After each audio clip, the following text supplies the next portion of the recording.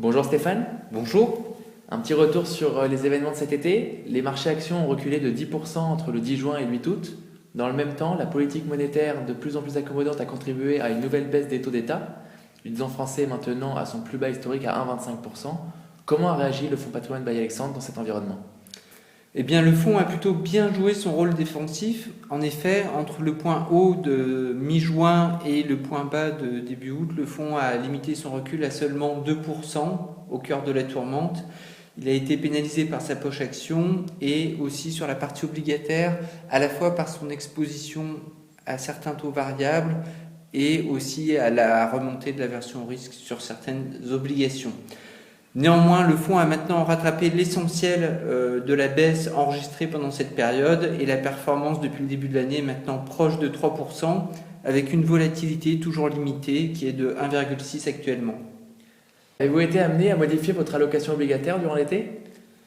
Eh bien, nous nous sommes posé la question, mais nous avons maintenu nos positions, notamment sur certains taux variables. En effet, les taux sont maintenant tellement bas que le risque à la baisse nous paraît limité.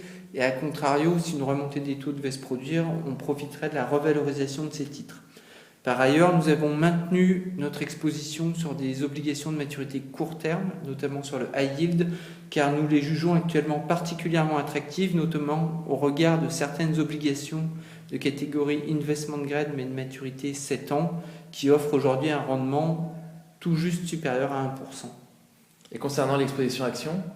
Alors, l'exposition action a été maintenue et même renforcée. En effet, on a profité de la baisse de certains titres pour se repositionner de manière sélective sur des titres comme Wendel et initier de nouvelles positions en Banimo, qui est de l'immobilier belge, et en Gemalto.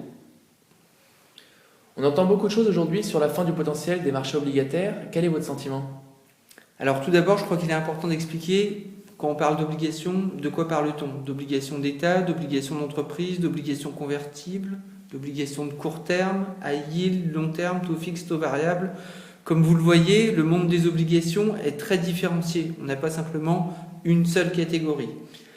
Cependant, dans notre scénario qui intègre le risque d'une potentielle hausse des taux, nous privilégions actuellement les maturités courtes, puisqu'on trouve qu'on a un très bon rendement par rapport au risque qui est pris, notamment sur certaines obligations de catégorie high yield, dont les sociétés ont déjà les moyens de nous rembourser. Est-ce que je dois donc comprendre que vous avez encore augmenté votre degré d'exigence dans la sélection des titres?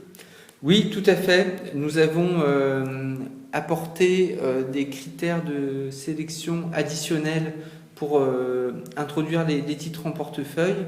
Aujourd'hui, l'environnement obligataire est tel qu'il nous faut sortir des sentiers battus et être vraiment vigilants dans le choix de nos investissements. C'est pour ça que nous profitons à la fois de notre double compétence, avec une expertise sur les actions et une expertise sur les obligations, pour essayer de réaliser les meilleures anticipations possibles sur les sociétés, notamment les obligations que nous sélectionnons. Stéphane, merci pour toutes ces précisions. Merci. Nous aurons le plaisir de vous écouter débattre lors de la table ronde sur les marchés obligataires le jeudi 25 septembre à 17h15 à Patrimonia. Et pour ceux qui ne pourront pas assister à ce débat, Stéphane sera présent sur notre stand B35 les 2 jours. À bientôt. À bientôt.